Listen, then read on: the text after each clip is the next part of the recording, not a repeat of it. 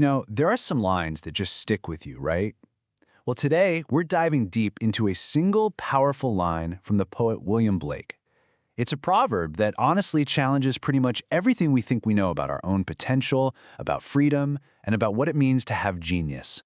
No bird soars too high if he soars with his own wings. Yeah, just let that sink in for a second. The image is so simple, right? A bird in flight. But the idea behind it, wow, it's incredibly profound. It's a statement about our limits, or maybe more accurately, the lack of them. So, what on earth did Blake really mean by this? What does it actually mean to fly with your own wings? We're about to unpack all the layers of this beautiful metaphor to get to its powerful message about creativity, freedom, and all the forces out there that try to keep us on the ground. Okay, so let's get right to the heart of it. At its core, Blake's proverb is this fierce, powerful statement about individual autonomy. It's all about trusting the power that you already have inside you, what he saw as a literal spark of the divine in each and every one of us. Now, to really get what he means by wings, you gotta understand this concept he called the poetic genius.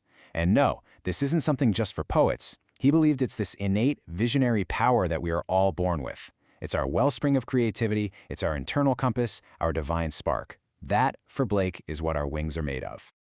And this is where it gets really interesting. The contrast Blake sets up. On one side, you've got your own wings. That's your internal impulse, your unique vision, your gut feeling. But on the other side, you have what he called the horses of instruction. Basically, society's rules, all the external authorities telling you what to think and how to act. For Blake, one is true, authentic flight, and the other, well, that's just being chained to the ground. So here's the crucial takeaway. Freedom and greatness, they aren't things that are just handed down to you by some outside force. Blake is making this incredibly radical claim that they are intrinsic. They're a state of being that you unlock from within by having the courage to trust your own genius. It's already in you. And this really shows you what's at stake on a personal level. Look, this isn't just some abstract philosophical idea. The act of soaring on your own wings, of being true to who you are, is directly tied to your psychological well-being. Authentic expression isn't some luxury. For Blake, it is absolutely essential for a healthy soul. Okay, so if we all have these amazing wings, why aren't we all soaring? What's holding us back?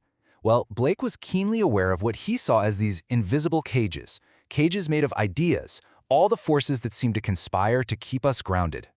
He had a great name for them: nets and traps. And just think about that for a second. How often are our dreams and our ambitions shaped not by what we truly desire, but by the quiet expectations of our family or the constant pressure from social media? Those are the nets and traps of our time. He also railed against what he called the stones of law. You can just feel the weight in that phrase, right? These are the heavy, rigid rules of big institutions, the church, the state.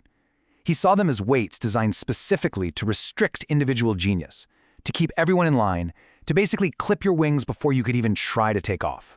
And it's worse than that. These institutions don't just hold you down. They offer you this dangerous replacement. They hand you a pair of artificial wings, a pre-packaged morality, a neat set of rules to follow. But Blake's warning is clear. If you rely on those instead of your own, it will always lead to a fall. You know, Blake just loved using water metaphors to drive this point home. He saw our soul's potential as this ageless, overflowing fountain, just raw, unconscious energy, courageous growth. But the moment we conform, the second we just listen to external dogma, that energy becomes stagnant water, trapped and limited by the ego. And all of this leads to one of Blake's most radical, most challenging ideas. He completely flips the classic fear of hubris, the sin of pride, completely on its head. For him, the only real sin wasn't aiming too high, no.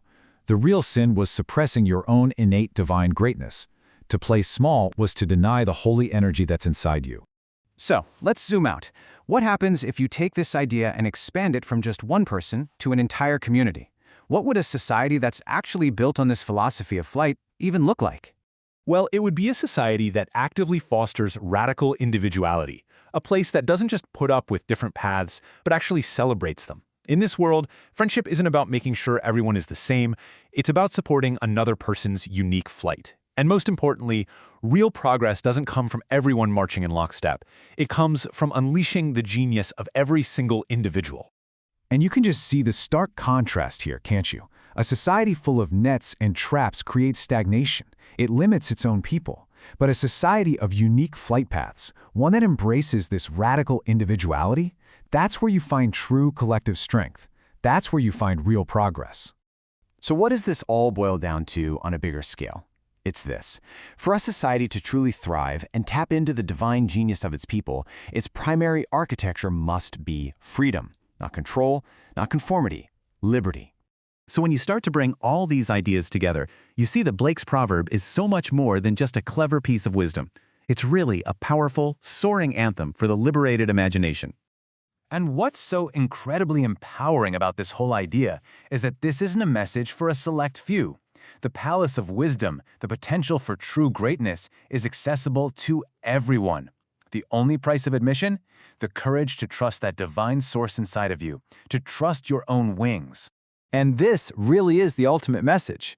Blake teaches us that the sky isn't some boundary to be afraid of, or a limit you might tragically fly past. No.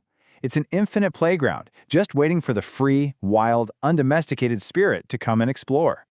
And so in the end, we turn this wisdom right back to you. It's the question Blake leaves for every one of us to answer, not with our words, but with our lives.